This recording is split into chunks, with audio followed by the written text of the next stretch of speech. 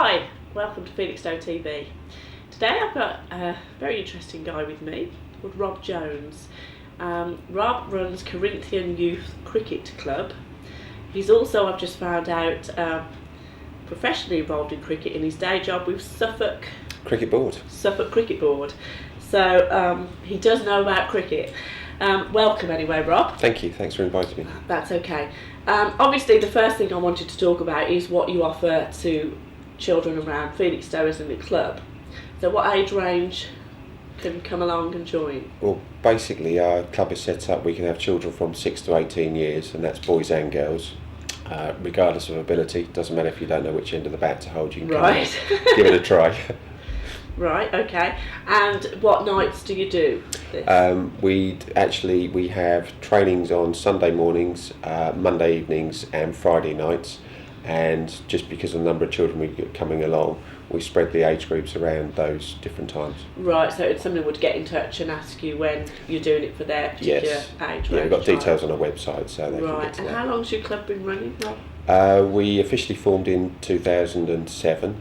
There was 2 senior clubs, and there are 2 senior clubs in the town, and we were realising we weren't getting any younger, Right. and there was a need to try and bring in some sort of younger generation into the clubs and into cricket.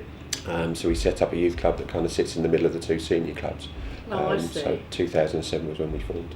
Right, okay. And I believe you're involved very much in the Chance to Shine. Yeah, Chance scheme. to Shine is it's run by the Cricket Foundation, which is an independent charity. It's a national scheme within Felixstowe. Felixstowe and Corinthians Youth Cricket Club are fortunate that we are given some hours by Chance to Shine, which means that we can go into local schools. So for the last 3 or 4 years, we've been going into 6 of the 7 primary schools within Felixstowe. Right. And the idea is we send in qualified coaches that go into the schools, run some structured coaching. The only thing we ask from the schools in return is that they have a teacher present at the sessions, and that they enter a competition. And the competition they normally ask is one that we actually run at Delwood Avenue in Felixstowe. So it's all local. It's all local. We're very fortunate in that we have local coaches going into the schools and teaching the children. And the other thing that we do is obviously we try and give some of the teachers that are present at the sessions just 1 or 2 basic ideas and games that they can run, so that once our sessions are finished, they can still carry on a little bit of cricket within the school. And our hope and our aim is that some of those children will go, actually, cricket's it's not a bad sport. We'd quite like to just sort of come down and give it a try. Right, I see. And you said you cover 6 of the primary schools around, so you'll be going in, the people don't have to get in touch with you to get into their school, you'll be going in, will you, again this year? Yes, we've got Chance to Shine scheme manager who has already made contact with all the primary schools. He's in the process of setting up the sessions with the schools, and he'll talk to the schools about when it's convenient to come in. Yeah. So that can either be curriculum time, it could be a lunchtime club, it could be an after school club. Oh, I see. Right. The other thing that we will try and do year on year is highlight which age group we're potentially lacking in numbers, so that we can go in and maybe do a few more sessions at maybe under 9s or under 11s. It's specific at those. And it's girls and boys, actually. It's girls and boys, yes. We're fortunate that we have over 100 members at the club, girls and boys. Right. And we've got age groups under 9s, under 11s, under 13s, under 15s, and newly formed under 17s for the boys.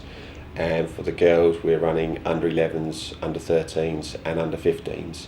Wow. We also have men's and ladies teams. The ladies teams kind of came about because 1 or 2 of the mums appreciate their daughters were getting a bit older, and they said, where are they going to go and carry on playing their cricket? So I sort of turned it back and said, well, how about you set up a ladies team? I'm quite happy to coach. They said, we don't know anything about cricket. I said, it's all about having fun and a good time. So we're fortunate that the ladies actually set up a ladies team, and of course now our older girls are now progressing into ladies cricket, so they've got somewhere to play cricket in Felixstowe. Yes. Yeah. And is it similar to football? I assume you do matches. Yeah, we play. We enter junior leagues. There's an Ipswich and District Junior League which we've entered for the boys, and the girls they have a similar league as well. So they play league cricket. We also play a lot of friendlies. We play festivals as well.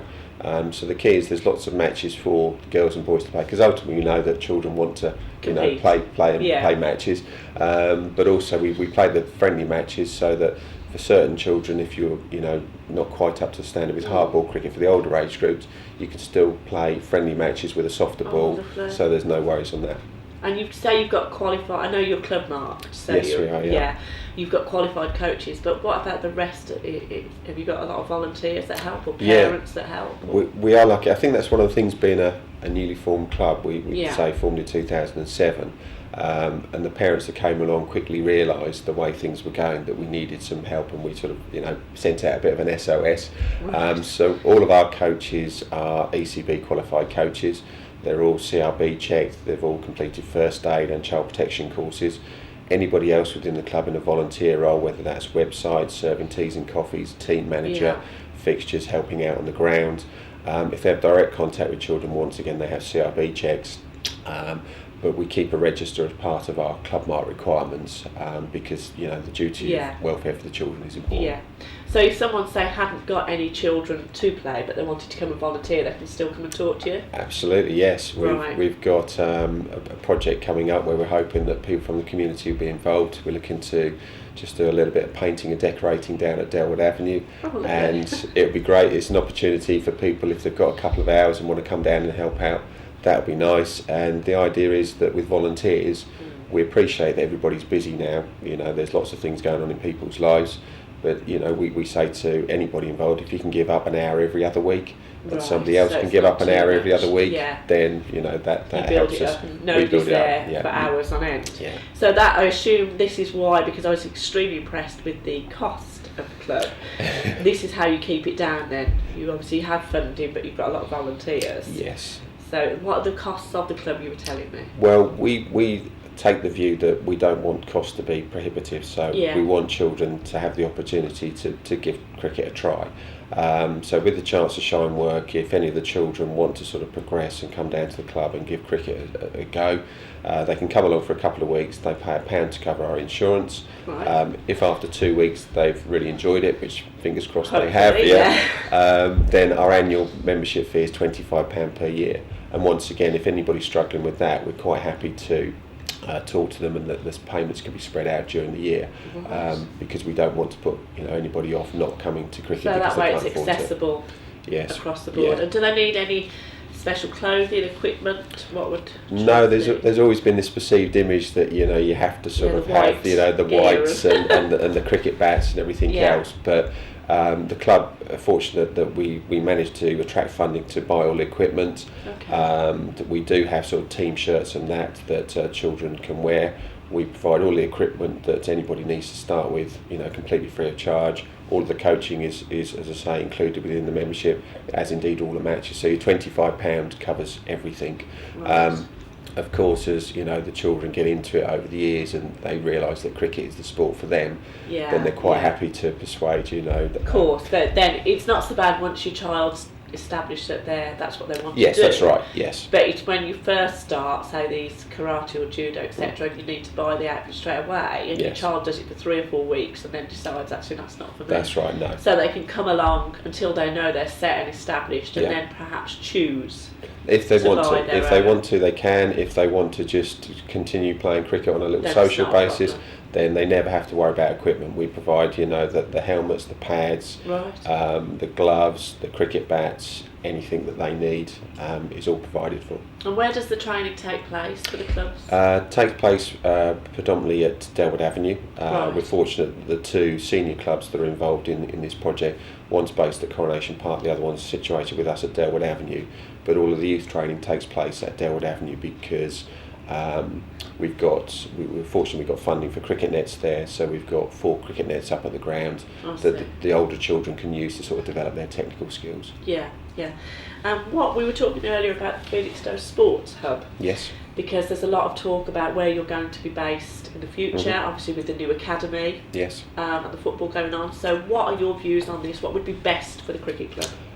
It's a little bit controversial, but people who know me sometimes know that I can be like that.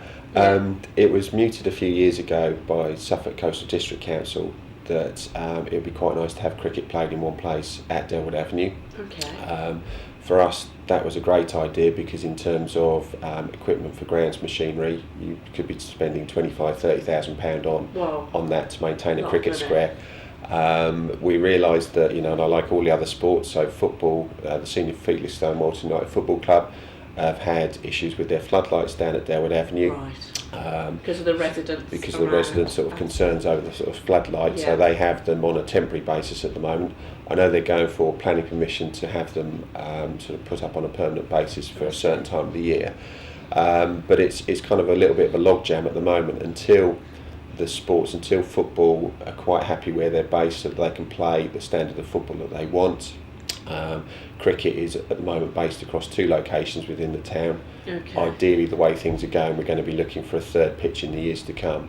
If there is any way, and our favourable response would be if football could find an alternative location within the town that suited their requirements, that's important for them as well. It would then free up the other half of Delwood Avenue for a 2nd cricket pitch, which would allow Felixstowe Corinthians, which is one of our sister clubs, to move from Coronation Park up to Delwood Avenue so that all of cricket was played in one place. All based in one place. And it would allow Felixstowe Rugby Club the opportunity with the juniors that they've got coming through to expand if they wish to.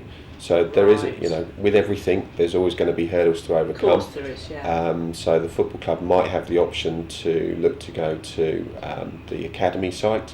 They might have the option to go to Eastwood Hoe or somewhere else, or indeed there could be the option that cricket actually moves to another location that allows cricket to all be played in one place. Yeah, but that would be the ideal scenario, that you're all in one place. Ideal scenario is that cricket is all played in one place, and I'm sure that it applies. I can only assume, and obviously the other clubs would have to talk for their own sports, but I would assume that if football had senior football club pitches and junior pitches all in the same place, and they had their floodlights and that permanently up, then that would be a benefit to them as well. Well, yeah, because I can see that they would be able to have the lights up permanently, which is obviously better. Yep. You would be able to maintain the grounds easier. If you say you need specialist equipment, do you at the moment have to move that equipment?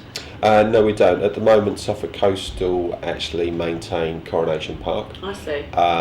But we know that because we've got volunteer groundsmen that look after our ground, they put in countless hours actually preparing the wicket.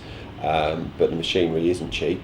You need specialist machinery for cricket pitches, and it's one of the things that pointed out to the academy, because I know originally on their plans they did have grass wickets there. Right. I have met with the academy and sort of highlighted that would mean an additional expense to them in terms of machinery and ongoing groundsman's costs, which they've now taken on board. So hopefully that's benefited them. By benefiting them, it might actually free up additional space at the academy for potentially football to move there, or possibly cricket, I don't know. But it is about getting this logjam sorted out so that all the clubs can plan for their future. At the moment, and it has been for several years now, a little bit up in the air.